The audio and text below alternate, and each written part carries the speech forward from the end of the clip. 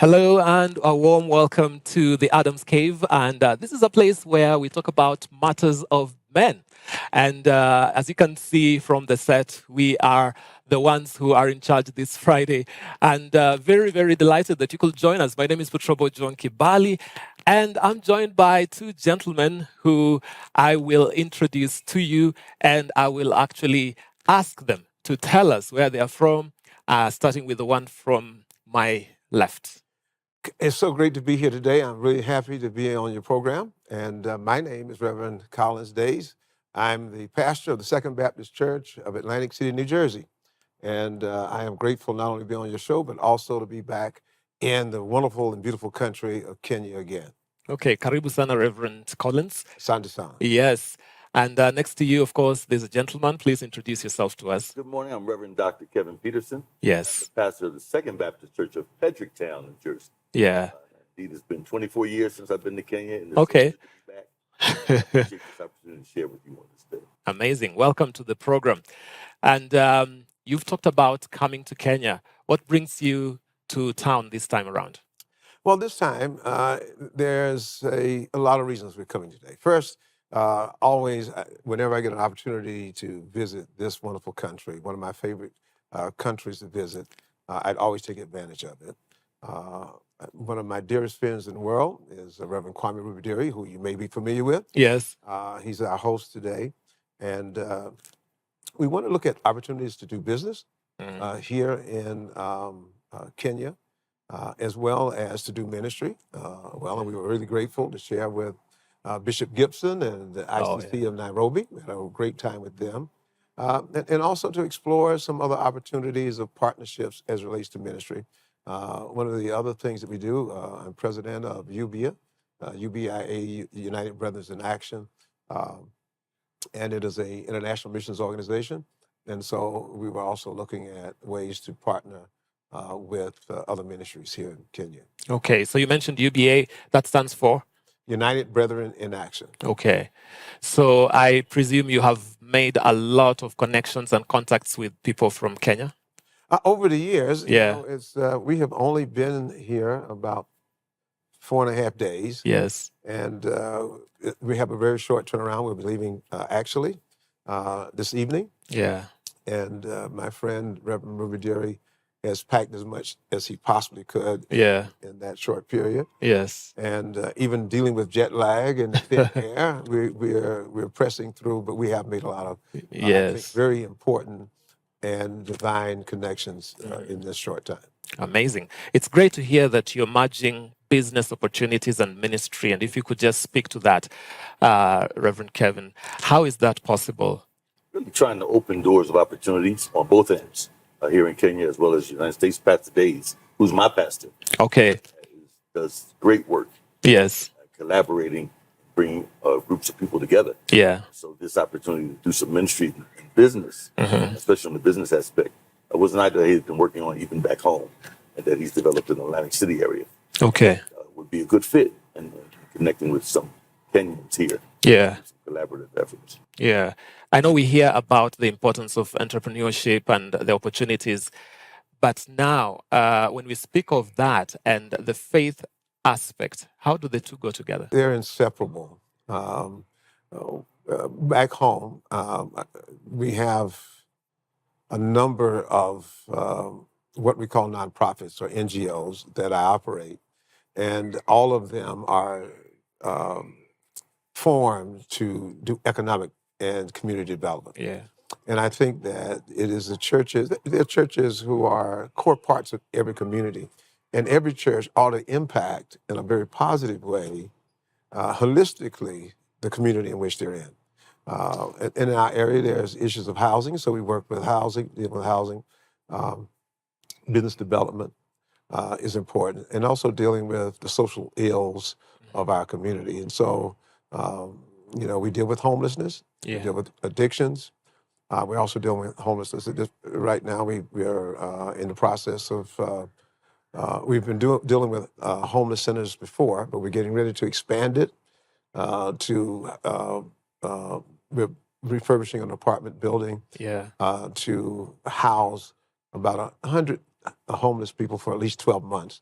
and then rotate them out to get more. We want to eradicate homelessness in the city in which Yes. we live. Yes. And then we're just getting ready to build another 128 units of housing for low to moderate income, affordable housing in the city as well.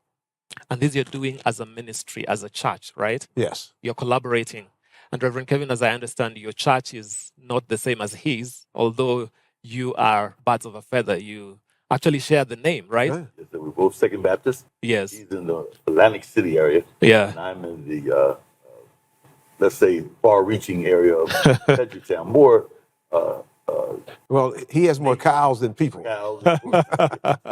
Okay. Our views very similar Yes. situations as far as the economics. Definitely, one big thing that's taking place in New Jersey is wind development and wind energy, and they currently have it in Atlantic City. It's just coming to my area, Okay. and I serve on the board there to make sure that our people can have opportunities to Yeah. benefit from the economic income Yes. of that industry. Okay. And so it's often a very difficult thing because it's an industry that's unknown to our area or our people. So we're trying to find inroads to Yes. give our communities and our church members and non-members, Yes. just the general community as a whole, Yeah. opportunities to have a part, Okay. piece of this financial blessing. Wow, that is Let me regress just for a moment. Both of us are Second Baptist, yeah. and it's a cultural thing why we are Second Baptist. Normally, in a community, the First Baptist Church is a white church, All right. and often the white churches did a mission which into the black community, and that became Second Baptist Church. Okay. And so historically in communities, if there's a Second Baptist Church, it is a offshoot or a mission expansion Yes. from a white Right. church. Yeah. Wow. Wow. So I would imagine that as you leave the country, you have already had an exchange program of sorts between the Kenyan church or the brethren that you've met here and yourselves. What can you tell us about that? How successful have you been? Well, I've been coming to CEDAM for many, many years, Yeah. since Pastor White. It's a long time back. A long time back. So I've seen the growth and development of CEDAM, which is absolutely mind-blowing. I don't think out of all the countries that I've traveled and all the ministries I know, there's nothing like the ministry of CEDAM. It is absolutely amazing, and Yeah. I think it's probably peculiar to any place in the world. Yes. And it is a testimony to the tremendous leadership here at this ministry. Yeah. Wow. We are grateful to God for that. Now, even as you talk about economic empowerment, my mind goes to the empowerment of the man, you know. How is that going? And especially with the African American man. Well, it was just so interesting as Reverend Kwame was sharing with us Yes. the topic in dealing with men's issues, Yes. and we saw Adam's Cave design. The Lord placed in my heart about 2 years ago. Well, when I was at second under pastor, he placed me in charge of our men's ministry. So I've been doing men's ministry work for a long time. Yeah. But now as pastor, about 3 years ago, we started a Saturday morning men's ministry Yes. fellowship Yes. over Zoom because of the pandemic. Yes. And we started out with 7 guys, and we praise God that now we average 35 guys a week, but we have about 40, 45, 50 guys who are part of the group. Yes. And we're called Brothers Bound by the Word. Mm-hmm. And so we come on and we do fellowship of just in general, Yeah. sports and things like that. But then we turn our attention to Christ, where we have a devotion led by a devotional leader. Yes. And then we have prayer requests and praise reports. And we deal with the issues that impact men as fathers, husbands, Yes. jobs, community interactions. Yes. Because there's several things taking place over in USA that we all have to address, especially from the perspective of being a black man. Yes. And so we deal with these issues straightforward and honest with one another. But it's a place that is a safe zone because men, I know in America, especially black men, often have a wall up. Yes. And this often comes from some of the things they've dealt with through society Yes. that has caused them to place this barrier around. Yes. And I also heard that fatherlessness is such a big thing that is affecting, especially the black family. Why is that? Well, in most of in African American churches, 75% of our members are single, Right. and for a vast majority of them, their fathers are not in the house. Yes. And so that's where the church really comes into part. Going back to the question in terms of economic Yes. development and business as relates to men, one of the programs, we run a lot of different programs, Yeah. and I can't remember all of them. Yes. But there's one program in particular that addresses two of those things: fatherlessness, economic impact on men. Yes. It's a program called Leaders in Training Okay. that we developed about going on the 7th year. And it's unique in the sense that it is an entrepreneurial program and leadership development program that is for children 14 to 18, Yes. that we hired them during the summer. Yes. And now even in winter we've expanded it, and we pay them Nice. $15 an hour to participate in the program. I don't know what that translates into In terms of the local currency. local currency, but 15 US Mhm. per hour.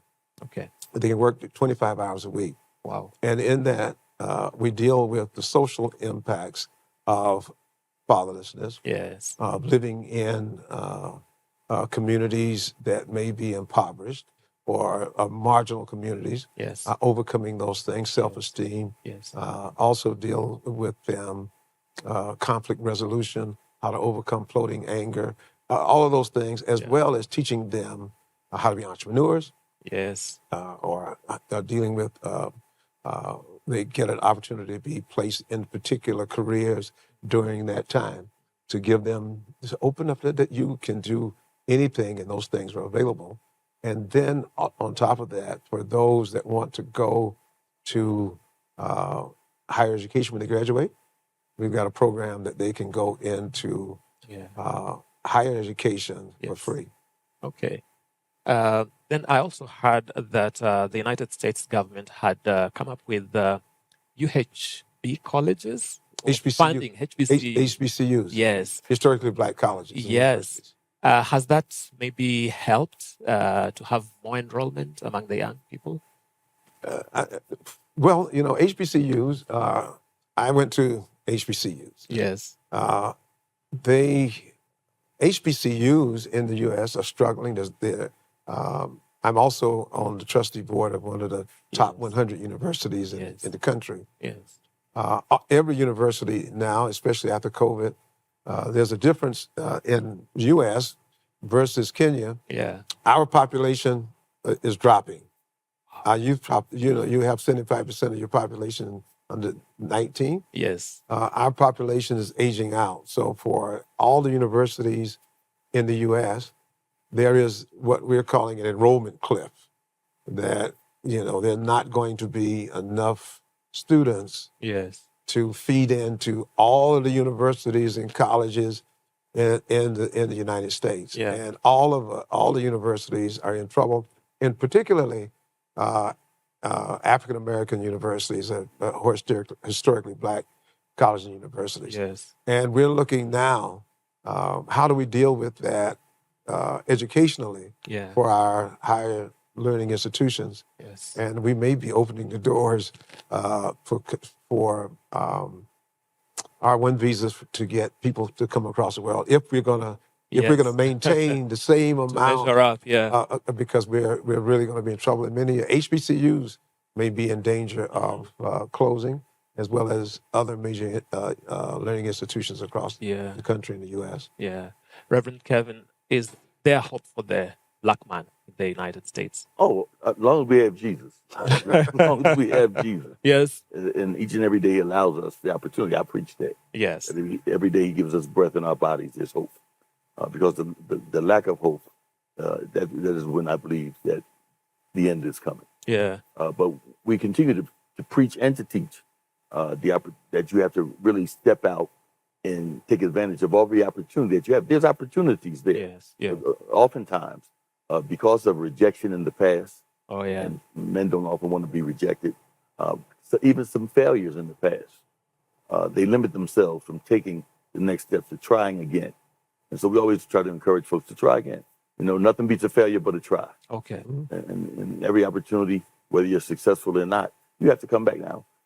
Unfortunately, I didn't attend the HBCU. I was a football player in high school, and I thought I was going to go to the NFL. Yeah. So I wound up going to a school totally opposite of the HBCU. Yeah. And really, it was a 99.8% Caucasian university. No, that's the problem with you. Yeah. And wanted to play football and play football only Yes. without focusing on education. Right. And when football didn't work out because the environment was, I came from an environment that was 85% African American. Yes. And then to go to this environment where it was a different culture shock. Yeah. And then when football didn't work, I just forgot about my grades and Yes. really flunked out. And I share with my kids all the time in church to get focused now, beginning in the 7th and 8th grade, because that impacts you when you go to college. Right. And so coming out, I had to make some choices. I had an opportunity to go to a HBCU, but because of being almost obligated to where I was on football Yes. with this college, Yeah. they didn't want to release me. And so my only option was, if I wanted to go to this HBCU, I would lose 2 years of playing because Yes. of the threat they gave me. So I chose to quit. But by the grace of God, I was able to get a job in law enforcement a couple years later. And I was able to serve 25 years. And in that process, in that transition, to see and other opportunities to grow and develop in different areas. Yeah. A lot of my work in the police department was working with young people Yes. and being, like you talked about, fatherlessness. Yes. Taking so many kids under my wing. I don't have any biological children. I have one beautiful stepdaughter, but biologically, the kids in the school became my kids. I ran we have a program called PAL, Yes. Police Athletic League. Yeah. I ran that for about 13 years. Wow. And so I had kids from kindergarten to high school. They're adults now with children. And when I see them, they make me feel old now. I kind of feel like Pastor. And so to see kids that were my kids in school now being adults and they have children, it's a good feeling. Yes. And even before we came, about a month ago, I stopped in my old town. And I had a young man tell me, thank you for what I did for him. Amazing. And that really felt good. It really felt good. I would never think about it. I mean, talk about the place of mentorship, because I believe that this can be an empowerment tool to bringing up the next generation of the young man who happens also perhaps to face so many challenges, especially if they're from the inner cities. How do you, as Reverend Days, take that initiative to mentor this young man so that he's not trapped with the circumstances? Maybe if you're talking about racial injustice, you're talking about crime, they're more likely to spend time in jail than their counterparts on the other side. What can you say about that? Well, let me first go back to your question. Yeah. Is there hope for the black man? Yes. Because it's coming, what I want everybody to know that black men and black people in America are the most resilient people that can be found. And in spite of all of the issues that you just raised, Yes. and we've raised, black men are very successful in the U.S. Many of them, in spite of all the obstacles that confront them, are doing well. And I'm really grateful and thankful that I have the opportunity even to mentor those who are going into business and going into professions, and who in turn are doing the same thing. They're paying it forward to so many other young men. Yes. In America, there's tremendous opportunities. Yes. But we do have roadblocks. We do have barriers there. We don't have a level playing field. Yes. But that goes to show the resilience and the brilliance of so many black. They came from here, So and I don't know. Oftentimes, because of media, it paints a bad picture of the black community. True. There's no better place than I'd rather be in a people. Yes. If I had a choice to be born black again, it'd be a resounding yes. Yes. And I love my people. I love the culture. Yeah. And I think that the sense of community among blacks is very supportive. Yeah. Coming from a rural area and coming to an urban area, we have some serious issues. But I think that's the portion and the role of the church to Right. provide that leadership, to Yes. provide those mentorships. I was in South Africa at a convention, the SBC convention in South Africa, and they had a program called Men of Impact. I love the program. And I told them while I was there, I'm stealing your program, I'm bringing it back and implementing it. Yes. And it's that whole idea of impacting men in a positive when it comes to integrity, Yes. when it comes to family, when it comes to community involvement. That one of the things I committed when I became pastor in Atlantic City, that I just didn't want to pastor the church, I wanted to pastor the whole city. Yes. And wanted to make sure that we strategically developed leadership and that they could work in all capacity of leadership in our particular city. Yes. And now most of everyone in leadership is a member of our church. Amazing. Wow. Would you say the same thing for mentorship? Will it apply to addressing some of these challenges that the young black man finds himself in? Indeed, and we're having a similar situation. Yes. Those areas that impact the city also impact urban areas, Yes. rural areas as well, Yeah. and maybe even deeper because of the location and area. But yet, as Pastor said, he's been a great mentor to so many. He's Yes. being modest, we won't even tell you about the numbers. But he mentored me, even for the role of pastor here. Wow. And we've done it in turn. Yet we've also come to find out a great element that has been sitting there that we've taken advantage of Yes. is using our senior men, our senior brothers, Yes. who are just waiting to share wisdom. Mhm. And they really are. And so we have, like in a group I talked about earlier, we have a couple of 80 and 90-year-olds Okay. who just open and share wisdom to us. And when they speak, Yes. everybody's quiet. Yeah. Everybody listens. And we Yeah. glean from it. Yes. And so it's necessary for us to mentor those coming behind, just even as I share with you my mistakes and failures Yes. in going to college and my focus being on the wrong thing. I share that openly with them so they get an understanding. It's easy to fail, but it takes work to succeed. Yes. And we have to be responsible.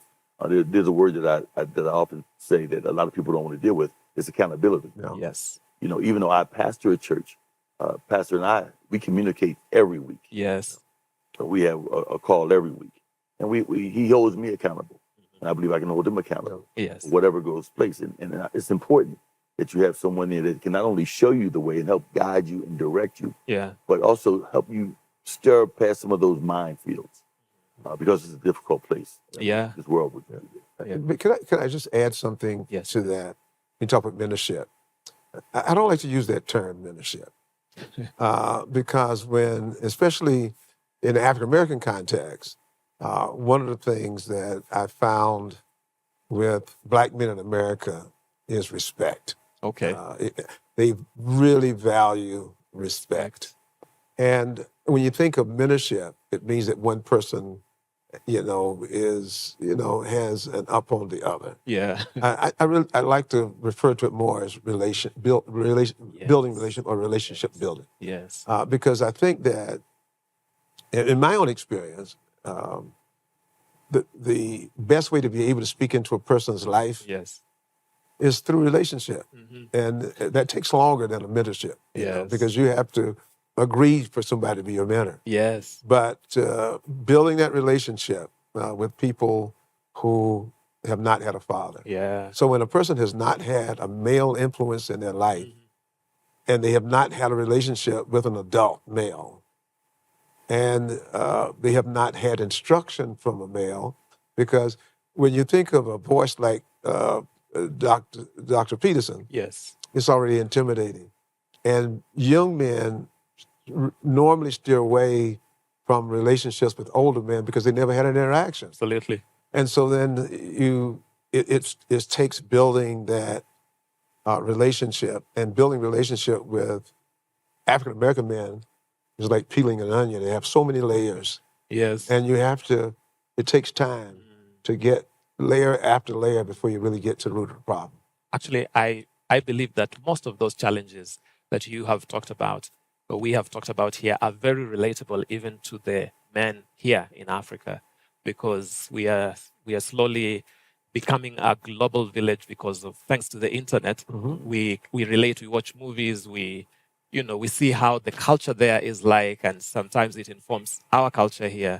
So we see that there is a lot, like even the issue of a man who's never grown up under a father. You've grown up under your mother, so that authority bit of it is missing. Right. So I wonder what you would tell that man who is looking at you today, and they're like, okay, those guys are made. I have struggled, without a father. What would you tell them? Well, as you said it, I encounter people who 3, 4, 5 generations where women led their household. They've never known a man in a leadership role. Yeah. That is probably one of the biggest hurdles we have to get through in the African American context, is because, and I tell women all the time, because it's there's a different issue there that women can raise boys, but they can't raise men. Okay. And so then it's a two-layer problem. You have to deal with the kid, but you also have to get rid of the protectiveness of the mother who won't let him grow up to be a man. Yeah. And so you have so many women-led households who have always protected them, who've never allowed them to really develop a sense of independence. Yes. They've never been able to really take a risk as an individual, and so they've been sheltered. And whenever and they always have a safety net, and so there's someone who's always to rescue them. And so the idea of a man coming, and oftentimes, even when I'm mentoring kids, is getting past the mother because she's trying to be so protective of the individual. Yes. It's a daunting task, but we've seen so many successes that and all they need is to build that relationship, and it's a lifesaver. Right. How would you respond to that? Because this is the elephant in the room. I mean, you have this brother who has never known the love of a father, the affirmation of a father. Maybe they've never heard of those words, I am your father. And it's through no choice of their own. They find themselves through this circumstance. How would you help this man, to catch up maybe for the times they've lost? Well, it's interesting because you'll deal with some young men who the father has chosen, made a choice, not to be in their lives. Yes. And so when you come into them, you have an impact or direct contact. It goes back to the word Pastor said, you develop a relationship with them. Yes. And that relationship does not replace them not having a father or becoming a father to them, but it gives them an opportunity to kind of try to examine where they can take their life to or whether they don't want to be. Because oftentimes, I believe for some of the fathers or some of the men who don't step up to be fathers, is because they simply don't know how. They've never had the experience. Right. My father was there, but my father dealt with alcoholism. Wow. And they caused some family dynamics that where you can only imagine weren't comfortable. Yes. But yet, as I grew older, and as my father and I had conversation as a man to man, yes, I learned something about my father that I never knew in all my life till I was at least 30 years old. That my grandfather never told my father, I love you. Right. So it was a common thing for my father and I to be on a phone call, and before we hung the phone, I love you. Yeah. Because he never knew love. Yes. And so oftentimes when you don't have that experience or background of having a emotion, especially emotional tie, or emotional connection, you can't give it because you simply don't know how. Yeah. And then when you also add in the dynamics of the society in which we're in, unfortunately, in so many areas, being a producer of children, but not a father, is looked upon as something spectacular. When taking the responsibility of nurturing and carrying this life that you've created is often overlooked. I don't want us to paint such a bleak picture of the African American community, because it's not. We have struggles just like everybody else. But one of the things, and I think Dr. Peterson just mentioned, is I mentor a lot of kids. I have relationships with a lot of young people. Yes. And probably within 2 months of us engaging, they start calling me father, Yeah. or calling me dad, Yes. or granddad. Yes. And that's for the first time that they had that opportunity. And so to have that, and every person that I talk to, or I have those relationships with, those father relationships, we always end the conversation with "I love you." Nice. You know, and because they need to know that a man can love you and appreciate you, speak into your life, and appreciate your gifts and encouragement. And everyone needs to know that. I didn't say love you to my mother until I was probably in my 20s. Okay. And I don't remember her saying that to me. But Okay. after that changed, because that was not a part of our community. And so now things are changing. I have four biological kids, and probably 50 or 60 sometimes people call me in behalf of one of the kids of Yes. mine, and they'll say, well, so and so is this place, and your son's here, and I'll ask, well, which one? Like they say, well, you don't know which son is there, and I don't, because there's so many. Yes. And if I ever say that I said only time I would say I have 5 kids is when I'm out of the country. Yeah. But if I'm at home, I never say I only have 5 kids. Yeah. Because they would be offended by that. Okay. I am glad you mentioned that. I am so glad you mentioned that it's not all gloom. There is there are young men who are functioning, they are working, and this is something very good to take away. So even as we bring this conversation to a close, I would want to give each and every one of you maybe a minute each to look into that camera and speak to the Kenyan man. What would you say to him? I would say that we are really grateful and thankful that, our rootage comes out of this wonderful country of Africa. And, for Kenyan men, I just thank God for your role, and that your role as a father, as a community leader, as a churchman is so important. I don't care where you are, that role of man is so important to all of your children, to your neighborhood, and especially taking that rightful place within the body of Christ is important. And you'd be surprised the impact that you'll have, that you don't even know, that just by standing straight, living a life that that glorifies God, how that's going to have an impact not only on your children but generations to come. Yes. When Joshua said, "For me and my house, we'll serve the Lord," he wasn't just talking about his house; he was talking about all of his lineage. Yes. That the way he lived was going to impact generation after generation after generation. And that's what every man ought to be mindful of, that you leave a legacy for your children that will glorify God. It will transmit faith and transmit the morals and the standards for generations to come. Thank you for that. Dr. Pete. Well, I would say to the Kenyan men, again, as Pastor said, thank you so much. And I feel relationship Yes. for being here. It feels like home. Yeah. And I would say, don't abdicate your position. Don't abdicate your authority. Don't give the double victory in your life. And take every failure as a learning opportunity. Whatever failed, don't do it next time. But don't quit. Don't give up. That's what the devil wants. Because he wants to destroy your testimony. He wants to destroy you as a father, as a husband, as a leader. And you are so strong and so capable of doing any and everything that God places in your heart to do. And you're needed. You're needed right now at this time and this season. Well, Dr. Pete and Reverend Collins, thank you so much for your time. Thank you for stopping by the Adams Cave, and we wish you all the best as you go back. Thank you so much. Thank It's been you. a pleasure. God bless you. Thank you so And much. it's been a wonderful time to just hang out together in the cave today. Patrobo John Kibali, and I've been here on behalf of Kissinger. So until the next time around, bye.